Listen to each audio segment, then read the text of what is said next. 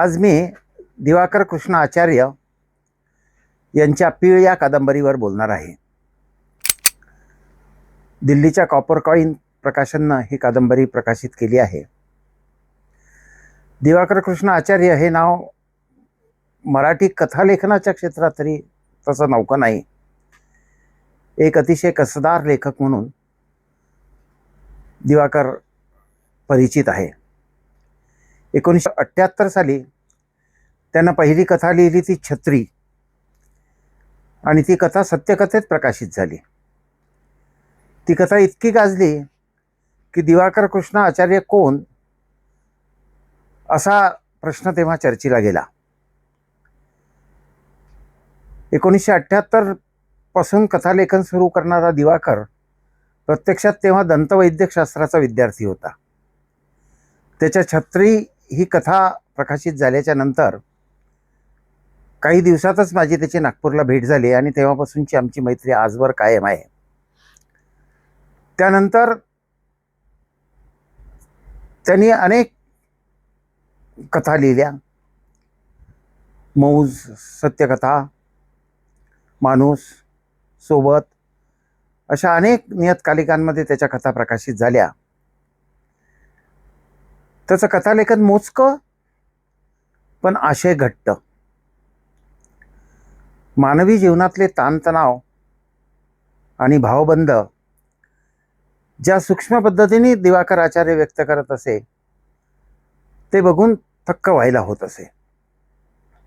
नंतरच्या काळात त्याचा माइल्स टू गो नावाचा कथासंग्रह प्रकाशित झाला आणि अनेक वर्षानंतर त्यांनी कादंबरीच्या लेखनाला हात घातला, तो कोरोनाच्या काळात. दरम्यान त्यांनी अकोला इथं एका खाजगी दंतवैद्यक महाविद्यालयात सहप्राध्यापक म्हणून नोकरी सुरू केलेली होती आणि डेंटिस्ट म्हणून प्रायव्हेट प्रॅक्टिसही सुरू केलेली होती. पीळ ही कादंबरी मराठी साहित्यात एका वेगळ्या विषयाला स्पर्श करणारी कादंबरी आहे. मराठी साहित्यात ग्रामीण जनजीवन, भावजीवन, ताणतणाव, मानसिक द्वंद्व असं बरंच काही आलं. ते समर्थपणे उभे करणारे अनेक लेखकही दरम्यानच्या काळामध्ये उभे राहिले. परंतु ग्रामीण जीवनाच्या ज्या विषयावर दिवाकर आचार्यांनी पीळ ही कादंबरी लिहिली आहे तो विषय अतिशय आगळा वेगळा आहे. या कादंबरीची दोन वैशिष्ट्ये आहेत. अस्सल मराठीमध्ये म्हणजे ग्रामीण भाषेमध्ये ज्याला म्हैस व्यायनं म्हणतात, म्हणजे म्हशीचं बाळंतपण, अशा एका विषयावरची ही कादंबरी आहे. आणि त्या निमित्ताने पशुवैद्यक डॉक्टरचं क्षेत्र आणि ग्रामीण भागातलं पशुधन याच्या संदर्भातलं जे काही सगळं चित्रण मराठी साहित्यामध्ये पिढीच्या निमित्ताने आलेलं आहे ते प्रथमच आलेलं आहे असं मला वाटतं.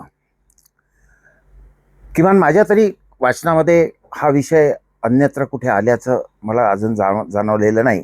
ग्रामीण गावगाडा खूप वाचनात आला, परंतु ग्रामीण भागातलं पशुधनाचं जे काही जीवन आहे, पशुवैद्यक डॉक्टरचं जे काही जीवन आहे, त्यांच्या जगण्याचे जे ताणेबाणे आहेत, त्यांच्या जगण्यातले जे ताणतणाव आहेत, हे सगळं एका विलक्षण वेगळ्या पद्धतीने दिवाकर कृष्ण आचार्यांनी रेखाटलेलं आहे. हे सगळं जेव्हा आपण वाचत जातो तेव्हा त्याच्यात गुंतत जातो, कारण अतिशय सूक्ष्म तपशील त्या विषयामधून तो मांडत जातो. हे सूक्ष्म तपशील अतिशय सूक्ष्मपणे मांडणं आणि ते चित्रमय शैलीत मांडणं. पण आपण असं वाटतं की काहीतरी आपण एखादं चित्र आपल्यासमोर उभं राहत जातं. चित्रांची मालिका, ज्याला इंग्रजीमध्ये पिक्टोरियल असं म्हणतात, अशा पद्धतीची ती चित्रमालिका आपल्याला त्या कादंबरीच्या वाचनातून जाणवते. पशु आणि मानव म्हणजे ती म्हैस आणि ते जे डॉक्टर आहेत ते डॉक्टर, त्यांचे काही मित्र, असं ते सगळं जे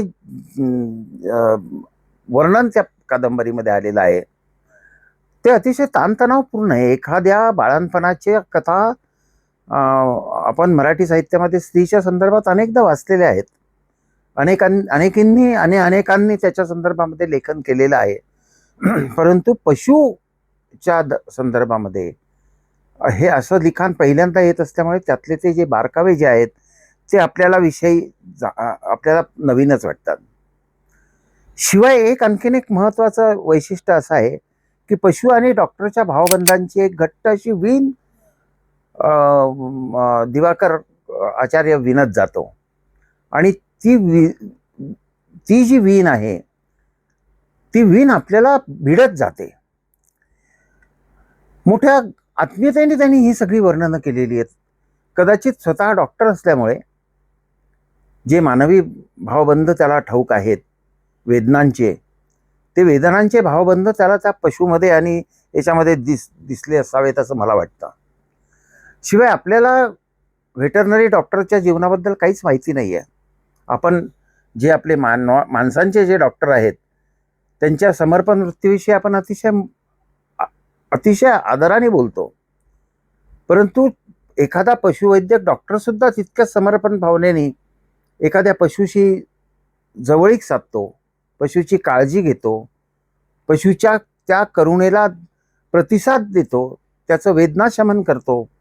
हे सगळं आपल्याला आलेलं नसतं, माहिती नव्हतं.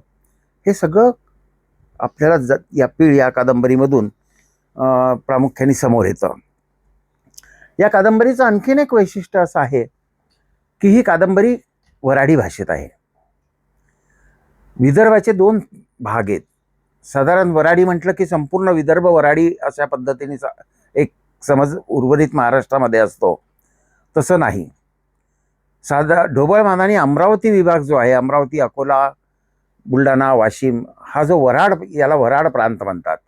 आणि उर्वरित जो विदर्भ आहे, नागपूर, भंडारा, गडचिरोली, चंद्रपूर, वर्धा, याला पूर्व विदर्भ म्हणतात. हा संपूर्ण भाग हा पूर्वीच्या सिपियान बेरारचा एक भाग होता. तर वऱ्हाडी भाषा जी आहे ही या वऱ्हाडाची आहे, पूर्व विदर्भाची नाही.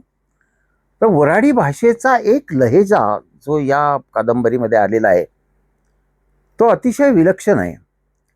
म्हणजे वऱ्हाडी भाषेमध्ये याआधी लेखन झालेलं नाही असं नाही आहे, परंतु जे शब्द आपल्याला खूप माहीत नाही आहेत, क्वचित कधीतरी कानावर पडलेले आहेत, ते तिथे आपल्याला सापडतात. वऱ्हाडी भाषेतल्या खाचाखोचासुद्धा तिथे सापडतात. ही जी सगळी या कादंबरीशी संबंधित असलेली जी पात्रं आहेत, शशांक, विलास, पिनाक, अर्जुन, नथू, सरकार, बारक्या किंवा कारभारी, लक्ष्मी आणि अर्थातच ती वाड्यावर बाळंतपणासाठी सज्ज असलेली म्हैस, ही सगळी पात्रं एकमेकामध्ये, आणि हा डॉक्टर, ही सगळी पात्रं एकमेकामध्ये इतकी विलक्षण मिसळून गेलेली आहेत, ती एकमेकाच्या भावजीवनाशी इतकी निगडीत झालेली आहेत, त्यांच्यामध्ये इतकी समरस झालेली आहेत. आणि ते सगळं समरस होणं, त्याच्यातलं समर्पण, त्याच्यातलं समरस होणं, त्याच्यातली आत्मीयता, त्याच्यातला जिव्हाळा, ओतप्रोत भरलेला जिव्हाळा, हा या कादंबरीमधून आपल्यासमोर दिवाकर आचार्यांनी अतिशय समर्थपणाने उभा केलेला आहे. साधारण ललित लेखन म्हटल्याच्या नंतर ते मनोरंजनवादी आहे का सौंदर्यवादी आहे का वास्तववादी आहे असा नेहमीचा प्रश्न असतो. मला जर या कादंबरीविषयी मत विचारलं तर ही वास्तवाच्या अतिशय जवळ जाणारी कादंबरी आहे असं माझं मत आहे. शेवटी जाता जाता टॉकिंग टर्की ज्याला म्हणतात, की नेमाड्यांच्या नंतर मराठी कादंबरी पुढे गेलेलीच नाही, किंवा नेमाड्यांच्या नंतर मराठीमध्ये कादंबरी लेखन झालेलंच नाही असा नेमाडेपंथीयांचा एक फार गोड गैरसमज आहे. विविध चर्चासत्र आणि लेखनामधून ते तो मांडत असतात. याचं एक सगळ्यात महत्त्वाचं कारण असं आहे की नेमाडेपंथीय सर्व साहित्य वाचत नाहीत असं माझं मत आहे. पीळ ही कादंबरी त्यांनी हा गोड गैरसमज त्यांचा दूर करण्यासाठी आवर्जून वाचायला हवी. मराठी कादंबरी नेमाड्यांच्या कधीच पुढे गेलेली आहे. मराठी कादंबरीमध्ये अनेक लेखनाचे प्रयोग झालेले आहेत. हे पिढीच्या निमित्ताने नेमाडेपंथीयांनाही समजेल हे त्यांनी लक्षात घ्यावं.